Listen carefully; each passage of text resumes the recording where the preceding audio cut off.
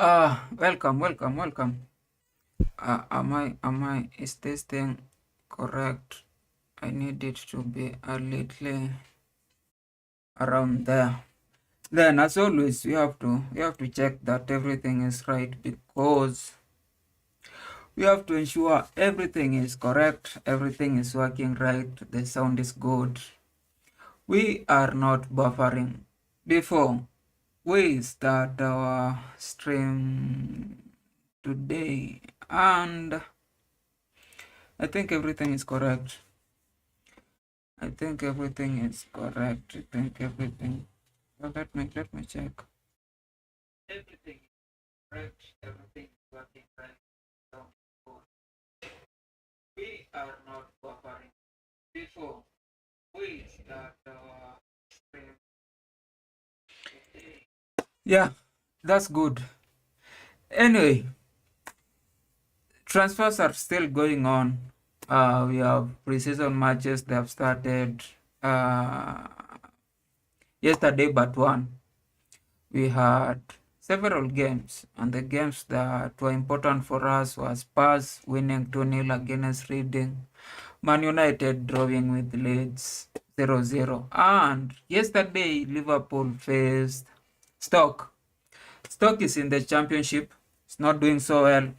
Last year it was position, I think, 18 in championship. So again, it's not a team that you'll say it's a good gauge. It's not a good scale. It's not something that you use to gauge whether you are doing fine or not doing fine. But Liverpool scored 5 against them, which just shows the level that Liverpool is in. Like, to some extent, I'm starting to worry. After the Club World Cup, I was all about Chelsea contesting and being a possible winner in next year's Premier League. But after seeing Liverpool, I haven't seen them play, but just the results plus the people that are signing. Liverpool are not behaving so well. They are behaving like this is not the way they usually behave. And, it's just how you see the people they are bringing in. Like right now, they've spent not almost, more than 300 million for the signing. They signed Mama Dishale, Mama whatever his name is. I'll just catch the name after some time. But they signed him for like 30, and then they went ahead and signed Frimpong.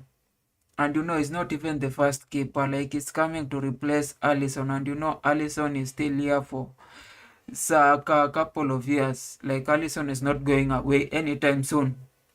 But then they signed Frimpong as a replacement for Arnold. Then they signed Kekes as a replacement for Robertson. Then they signed Wits, and who's the other midfielder? And now they've signed Ekitike, and they've signed a bunch of 21, 20 something. I don't know their names.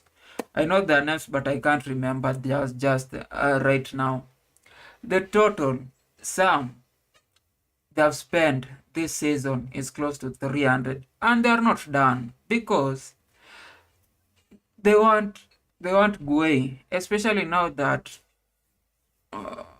it looks like some people may want to get Konate from them. They want Guay, and then there are also linking them to Rodrigo. You see, now if you compile the first 11, if all those rumors come in, they'll have Alisson, Frimpong, Van Dijk, Guay, Kekes, and then they'll have Gravenbach. Who's this midfielder, this Argentina midfielder? I always forget his name.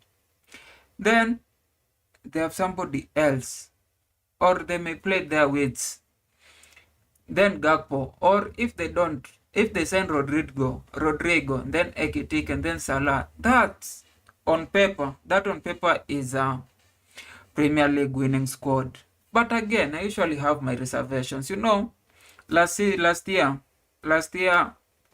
Liverpool won uh, the Premier League with Klopp squad. That was entirely Klopp squad. It wasn't like everybody there. Last year they didn't sign anybody. Did they sign anybody? Last year Liverpool did not sign anybody. Now Anslot is making his team.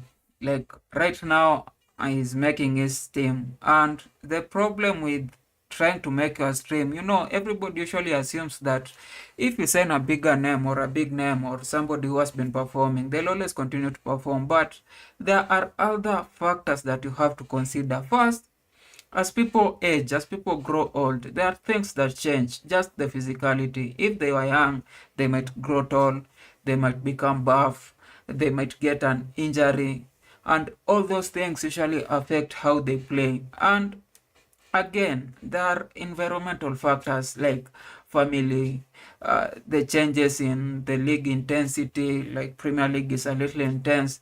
From people who have played there, they have always said that it's a little intense. Lack of space, everything, which means the people that you are even signing are not going to play the same way that they were playing in the previous league. And we have seen it occur over and over again. Like I remember in 2021 or 2012, when we signed Pulisic, we were signing all the youngsters who had made a name in any league. ZH, Pulisic, Havertz. We were taking all those guys everywhere. You make a name anywhere, we bring you to Stamford. You make a name anywhere, we bring you. But the results were not as we expected, because some of them just came to Stamford and became average. Some of them became injured. We had Nkunku, who is taking 3 years to at least start showing what he used to show previously. Like for the last 3 or 2 years, he wasn't showing. We had Havertz, who was scoring 19 goals, coming to Stamford, and then the highest he can score is 6 goals. We had people like Pulisic, who are like dribbling everywhere, and then he comes to Stamford and is getting injured after every 5 or 10 games.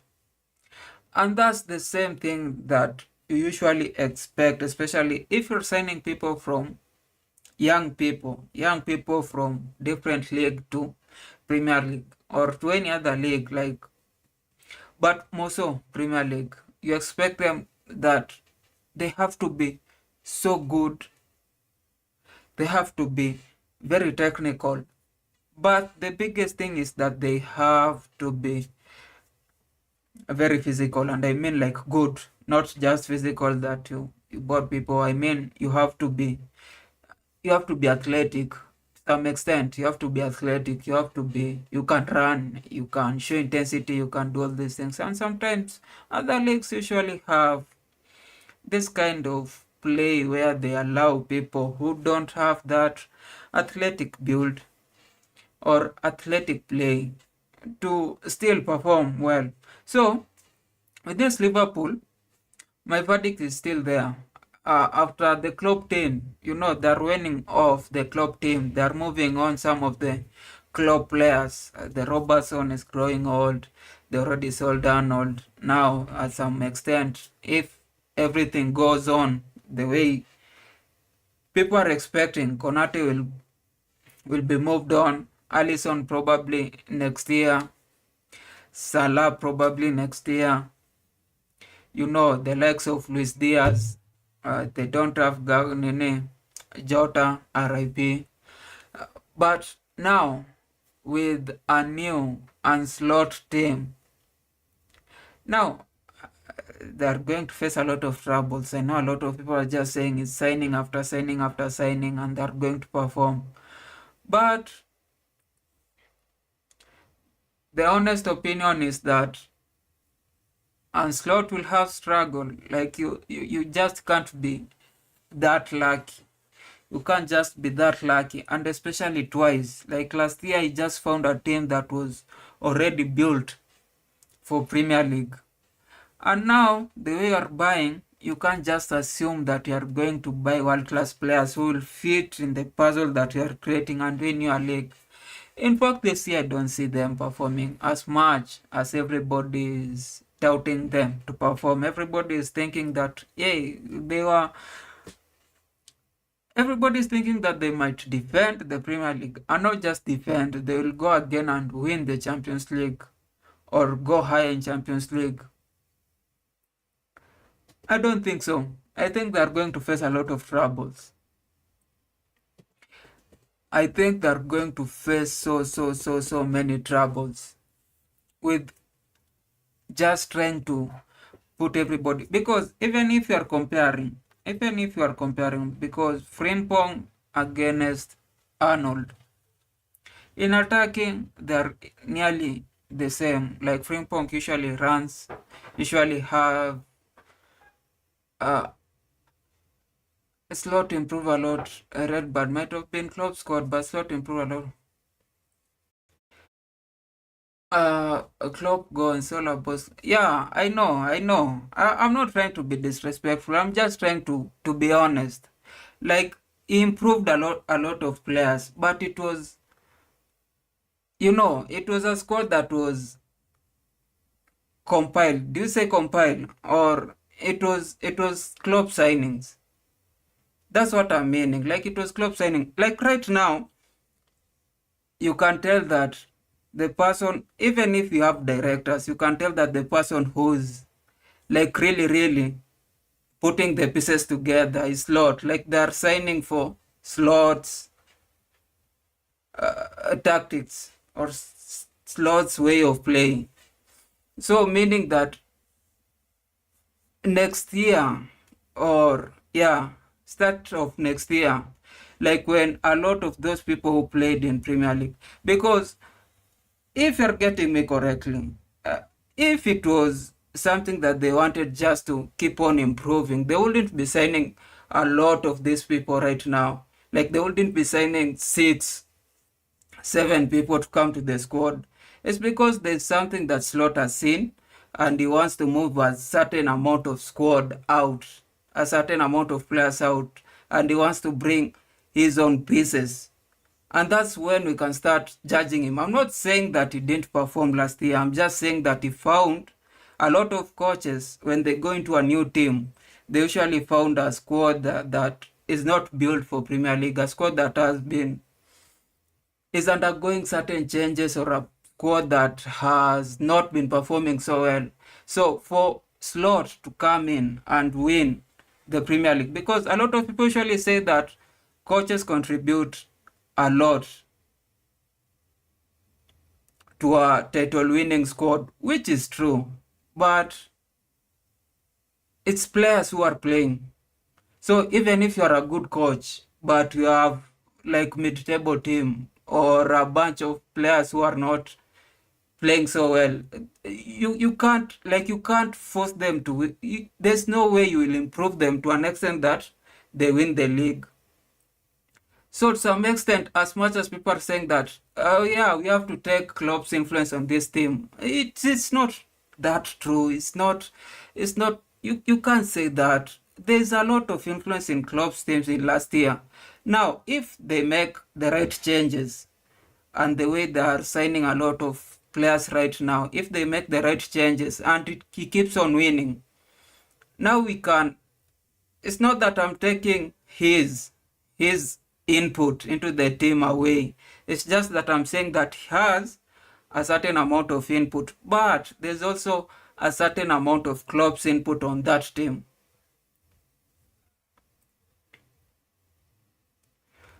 It's of course. I'm not downplaying his influence on the team, or his, tactics, the way he has improved the team. Because if you are being honest again, he had built the team, but I think he had reached a point where he was not going to.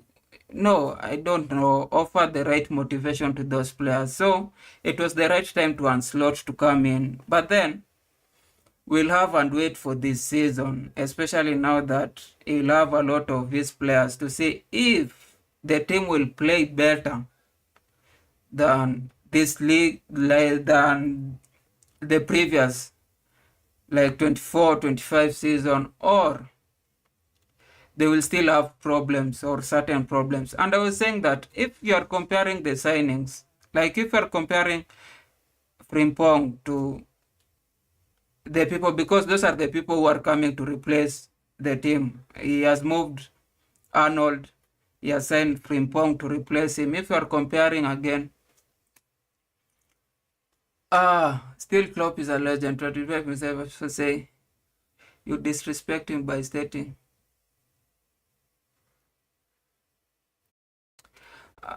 Like facts are facts. Like sometimes even as a, whether you are a player or a coach, now it might be my view, or it might be, I'm not saying that I'm always right, but I'm saying that sometimes when you just look at performance of certain players or certain coaches, or how, like everybody, you can tell, even if he was performing better previously, sometimes things just happen. Like whether he's a player and age catches with him, or probably he's a coach and then he has stayed for a period of time. Even now, even if you compare him with Pep, like Pep has done a lot for Man City, but if again next season he goes on struggling to get top four, you will say that he's underperforming. It doesn't mean that you are downplaying the 6 or 7 Premier Leagues that he has won. You're just stating facts as it is at that moment. So people come, people go, things change. Even Salah next year probably, next. I I expect I expect him to not play the way usually he has been playing. Like you don't expect him to get 40 goals. You don't expect him to get 30. He might get 30 goals, but it will be an overachievement, because there are things that usually changes for somebody. So if people are saying that, okay, Salah is probably old or is not giving in the output that you expect him to give, so move him. It doesn't mean that you're disrespecting him. It doesn't mean that even when you sold Man, it reached a point where Man was not giving the same output that he used to give in 2017, 2018, 2019. So it reached a point where you had to move him. And at that point, you just can't start saying that, because he has been performing so well, if you are talking bad about his performance now, you know, you are wrong. You are not wrong. So that's it about Liverpool. Uh, the other transfers. Rashford has gone to Barcelona, and the thing is, one of Klopp's big housekeeping players beyond their best. Slot is more ruthless, which is good. Yeah, yeah, that's correct. But then you can only be ruthless if you are performing. That usually happens. With Chelsea, there has been a thing of player power. And player power used to come about when the coach was not performing. So a lot of people would, a lot of players, a lot of fans will start hearing her, like everybody's take, like when pundits are blaming the coach, when everybody's blaming the coach, when players start behaving in a certain pose, in a certain way.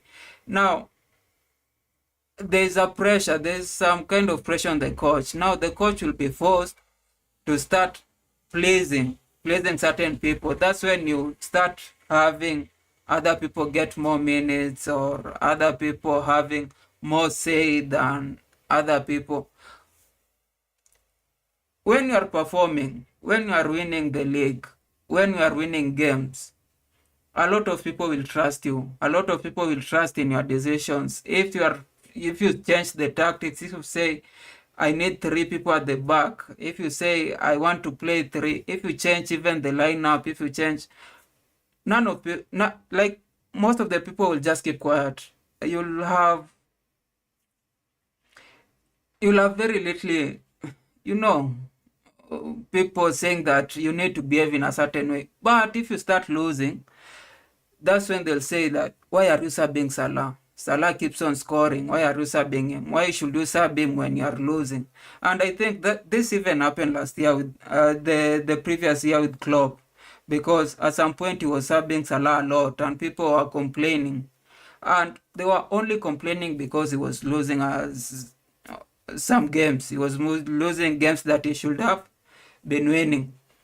If you are winning, which is the good thing with Slot, winning the Premier League and winning a lot of games and now starting the, preseason correctly, he can be ruthless. He can be more ruthless. He can move players. He can sell players the way he likes.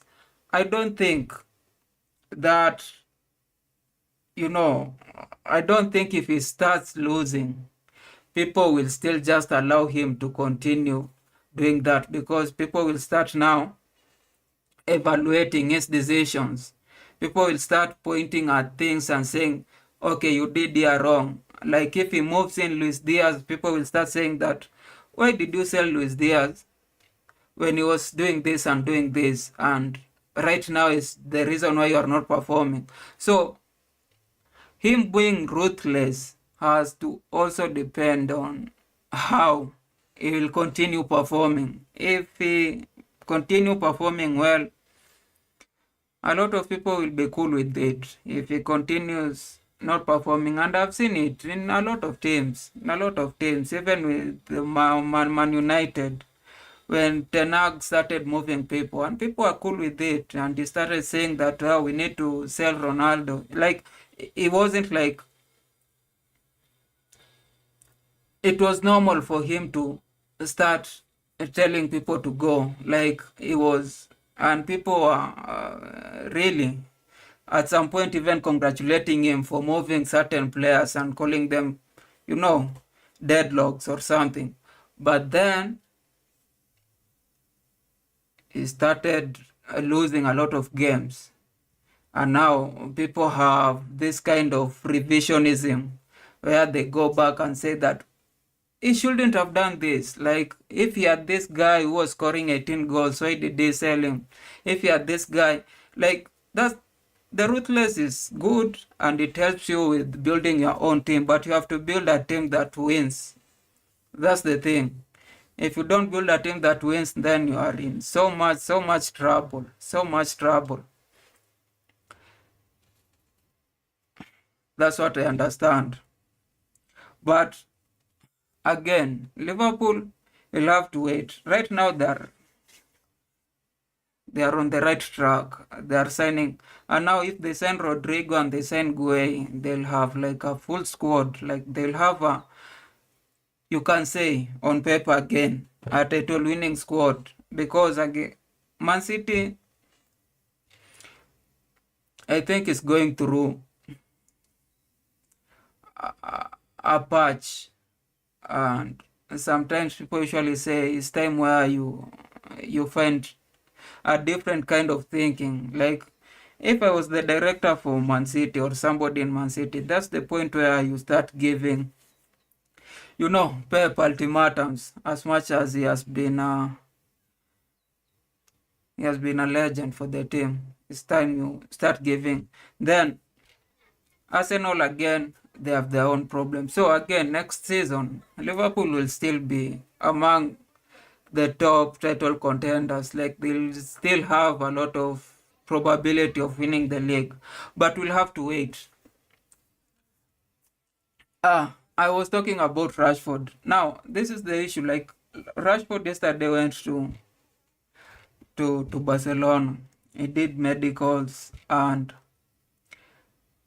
now somebody, I think I can't see it, but somebody commented that he has just gone there to give Rafinha time to relax. Like, he has not been signed to be to be among the first 11. He has not been signed to even compete for a position. Like, he has been signed to be a squad player. And for somebody of Rashford ability, I don't know how these players sometimes usually like their decision making process, because Rashford right now should be is in his prime, and sometimes you just don't know how they make decisions. Of course, there are other factors that needs to be considered when talking about. Probably is only Barcelona who wanted him, but I don't think somebody at his prime who has been playing for Man United, who has all, like, in the past, even PSG wanted him. Not this season, in the past, PSG wanted him. A lot of teams wanted him, and I don't know how he acted to a point where you are 28, 27, and then you are signed to be a replacement for, not a replacement, like you are signed to be a backup for Rafinha. And the worst thing is Rafinha is young than him. So even if next season is being signed, again, he'll just be signed to be a backup, which is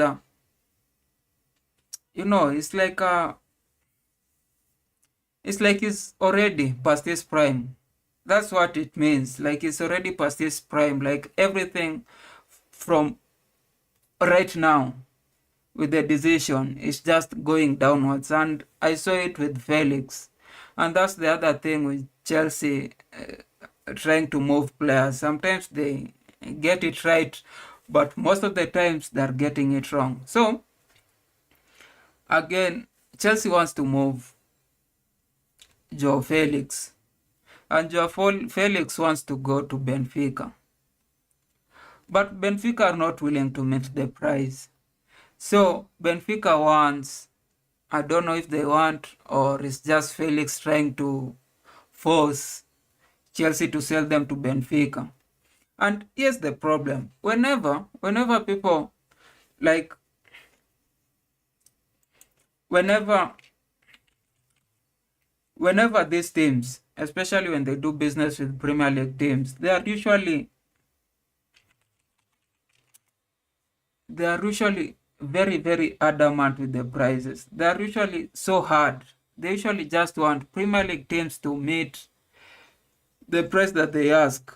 Especially Italian teams, Portuguese teams, they are very hard on the prices. You can even see the issue with Gyökeres. Like, a lot of rumors are just saying that the difference is on the payment terms, and a little 5 million, an extra 5 million, but they are adamant, like, they are not going to lower their terms and their asking price. That has happened a lot with Italian clubs and teams like Benfica. But when they want to buy players from Premier League, they usually come with so little money, like beyond the market price. And this is the case right now. It's just the other way. Now Benfica want Felix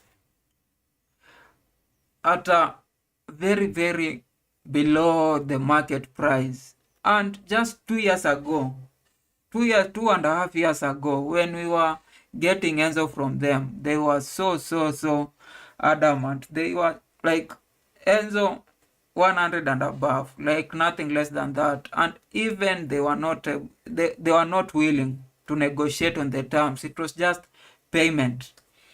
Like, you pay a lot or the maximum amount before you take him. And I think this is the thing right now working against them. I think Chelsea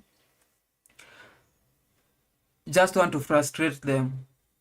Like they just want to show them that you have been a bad business partner, and this time we are going to show you that even you can suffer if you want to, if you want a player from us, because you have put us through certain problems in the past. Now we are going to do the same for you, and they are not willing to sell. So they want to sell Felix to Real Madrid, and I don't know if Real Madrid will be willing to pay, because Real Madrid for the past like 3 seasons has always been trying to play some underhand business. Like they wait until your player has probably less than or a year into the contract. That's when they start like really trying to show him that you can come, and that they are doing the same to Konate.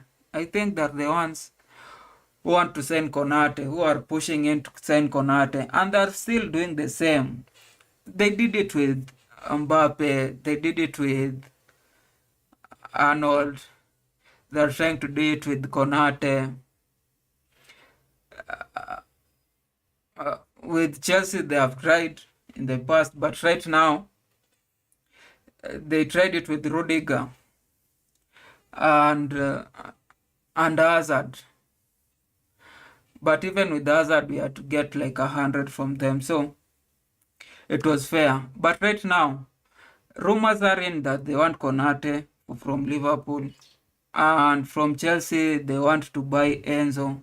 But Chelsea became clever, and right now they are giving players a little over 7 or 8 years in their contract. So if you have to wait for them to finish their contract, you'll have to wait for them until 2030 something.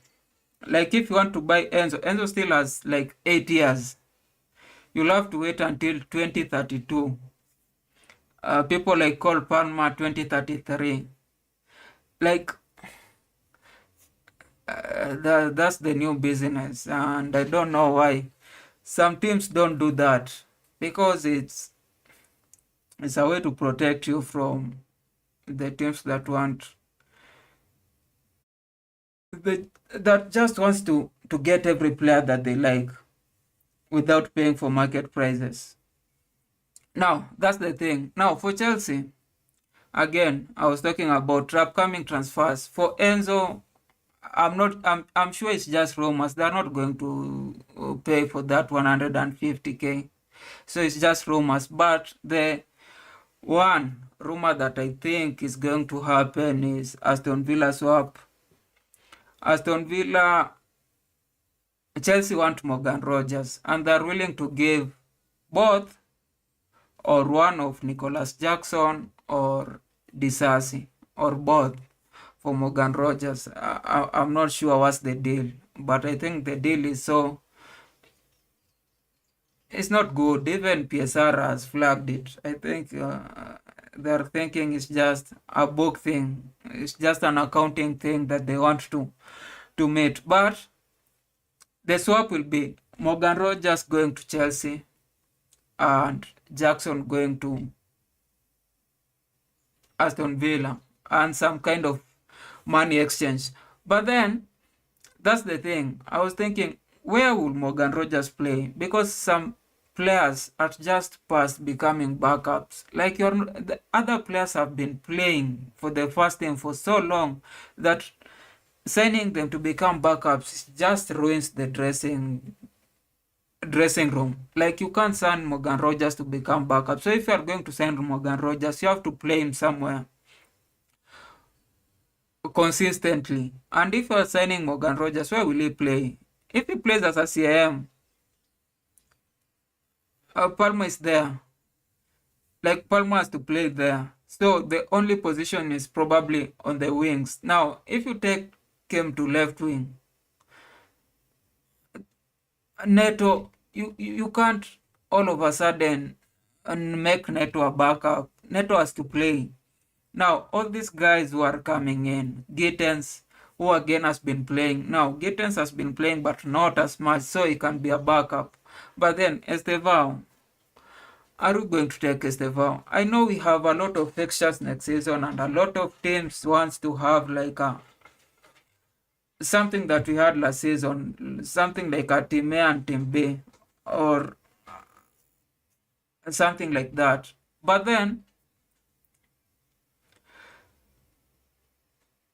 some players are just like some players have just been playing. Like Morgan Rogers, I don't think is going to be a backup or a sub, a constant sub for a team. And we still have Nkunku, so we have to move people. Like Chelsea has to move a bunch of players. Now, yesterday, I think they moved, what was it, Mamadou Sarr to Strasbourg. But the squad is still huge. They still have 46 players, so they have to move at least 18. And that means people like Nkunku. And some people, like, I don't know, there have not been rumors on them going out.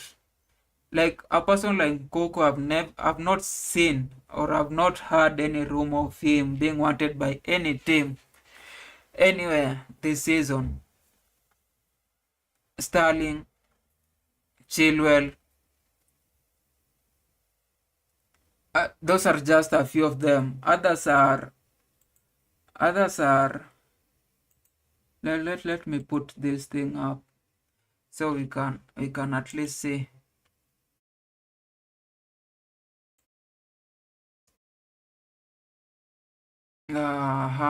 What's not happening? You have to change eventually. I'm trying to get this squad, so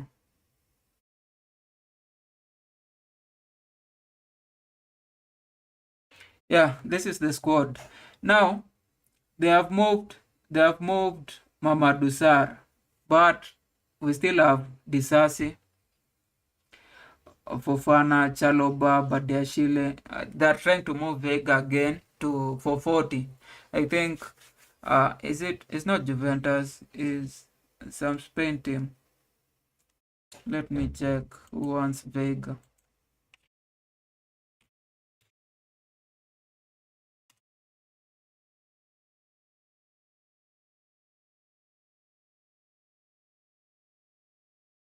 Atletico Madrid. Atletico Madrid wants Vega, so they are going to move Vega. But then we still have Chilwell on the right wing again. Josh Gilchrist. Did Gilchrist go? I think I heard.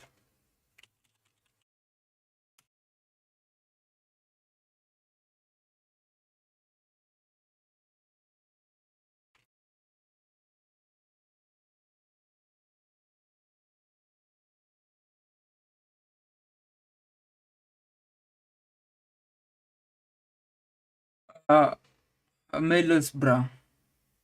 Middlesbrough wants him, but not yet. It hasn't. So he'll probably be moved again. In the mid, we have Caicedo, Lavi. Of course, those are not going to be moved. Now, Ogochuku might be moved. Esugo, I don't think so.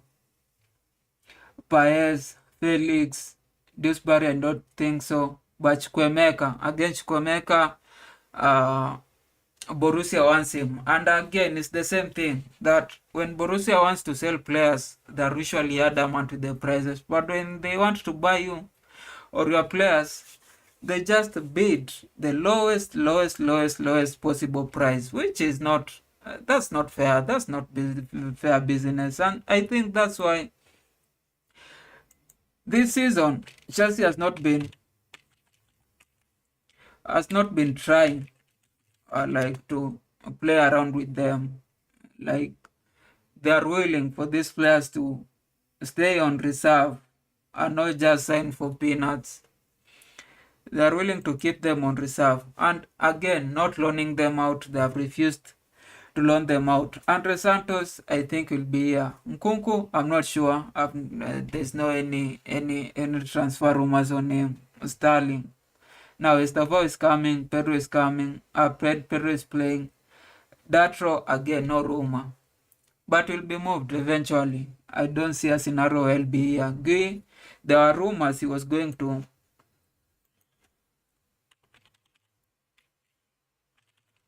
I think he was going to be loaned out. I don't know where he'll be loaned out.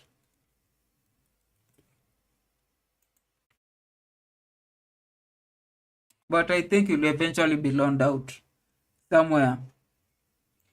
But again, this is the problem with longer contracts. Like, it has to work. If it doesn't work, now you'll be paying for somebody for 9 years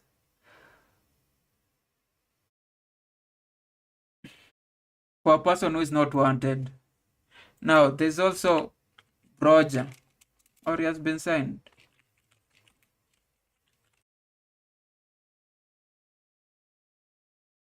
I think it was to be sold.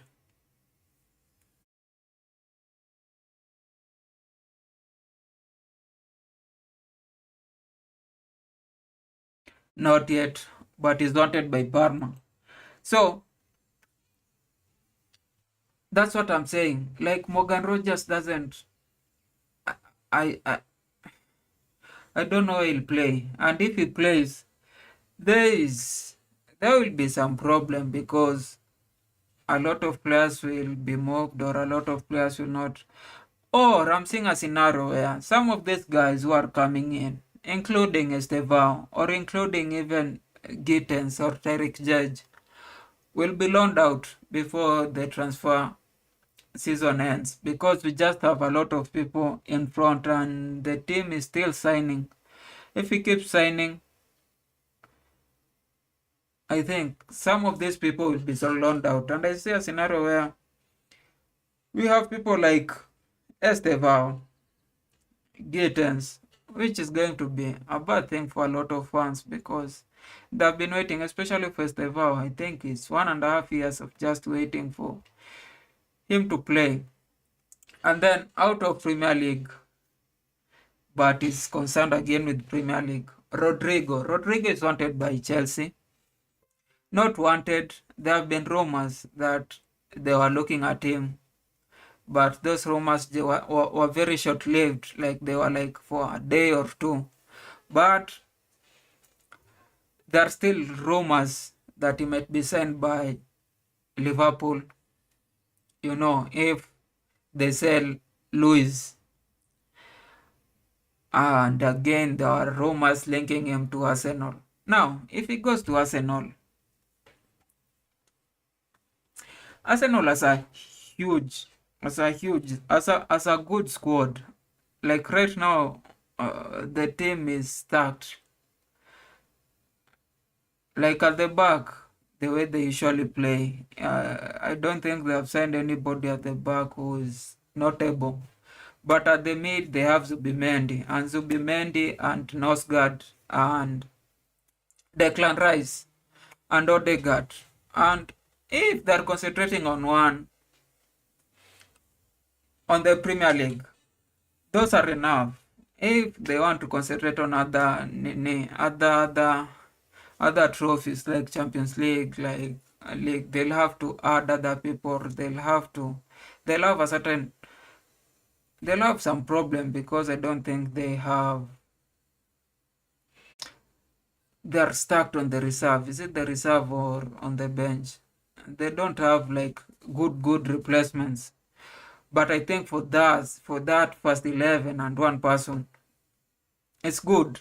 Declan Rice, Zubimendi, Nogard, Odegaard, and they also have Mourinho. Don't know if he plays. Again, Havertz, if you include him in the mid.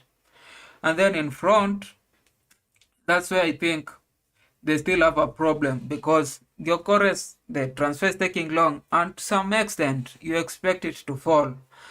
And those are the same people, the Portuguese people, they are always hard. They don't want to sell their players easily. But when they are buying, but I don't think a lot of them usually buy even from Premier League. They either go to Brazil.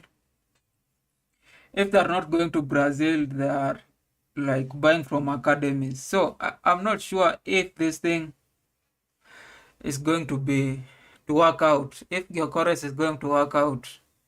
If it's not going to work out, it's going to have a lot of problem in Sporting Lisbon. And that means that Arsenal will still need a striker. Or they might not. Who's playing for them? Mourinho. They have not sold Nani. The Brazilian. Who's the Brazilian? What's his name? Why am I forgetting? Who's the Brazilian in Arsenal? The Man City striker. Why can't I remember the name?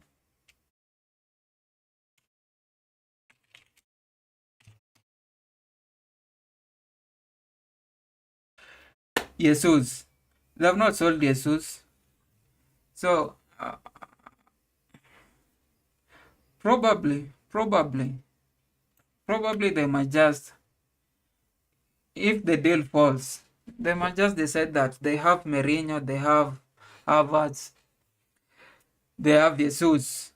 All three can play as a striker. They are not dependable. They are not going to give you 20 goals in a season. But some teams don't need a striker who scores 20 goals. They have Saka. And imagine if they buy Rodrigo. Saka this side, Rodrigo this side, and whoever plays this side, especially they can play with the false nine of Gabriel. Of Gabriel Jesus, and Gabriel Jesus might play the way who's the other, Firmino used to play with Salah and Mane. So it just allows Saka and Rodrigo to score, and it becomes their feeder. It just feeds them, it just opens space for them, it just creates space for them. It can work like that. But then that's it's wishful thinking. You need a striker. You need a striker right now. You just need a striker that can score every now and then. Yeah, and then the last issue, because it's Vinicius, I'm just stating, this now is my wishful thinking. I'm just saying, what if, because Madrid looks like they are going to pass on Vinicius Jr. What if a lot of teams don't have left wingers, like good left wingers? Uh, yeah, the same culprit. Liverpool, if they sell Diaz. Arsenal, if they are going to move Martinelli on, and they're not going to depend on Noni Madueke. And Chelsea also doesn't have like a dependable left winger, because we have Gittens, but Gittens, his prowess has been in the Bundesliga. Sometimes I have trauma with signing people from Bundesliga, because we have seen a lot of Bundesliga people come in, very few of them. If we are going to rate on the amount that have been successful recently, not in the past. In the past, you had people who are so good, like they were just coming from Bundesliga, and they were, because Bundesliga was one of the very very physical. Like you hear Germany, you just feel physical, like the likes of Balak, and it was just, you hear Germany is physical and they're coming to. But recently, people like Havertz, and they were stunting on Bundesliga like they were the top, and they come to Premier League and they're not doing the same. So you have that thing, and it's the same for Gittens. You don't know if it might be a hit or it might be a miss. It's just 50-50 with certain signings. It's just 50-50. You might expect them to perform and they don't. You might expect them to not perform and they do. So the verdict is still there. But then again, Vinicius has done a lot. I remember when he was running past Man City, Like he has played a lot with top teams in Premier League, so he can do it unless it's about parking the bus. But he's so tricky, he can do. What if?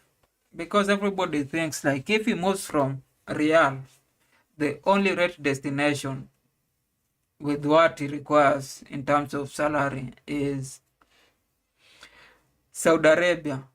But what if he joins a Premier League team? It can also be a hit, and it's not far. Even the other guy, Osimhen went to Galatasaray. Like you don't expect some transfers, but they just occur because they just become the only option. And when they are the only options now, you can't run from it. You have to go. Anyway, those were the transfers for today. And today we have. Is there any friendly that we need to watch?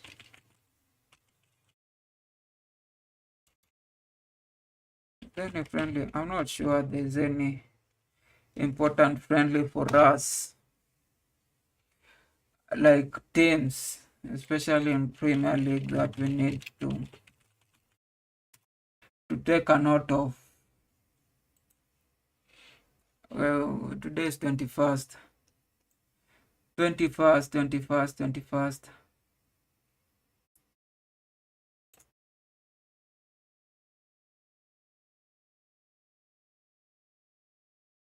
No, Arsenal will be facing AC Milan on 23rd. So is tomorrow but one. Aston Villa on 27th. Arsenal will also be facing Newcastle on 27th. Spurs on 31st.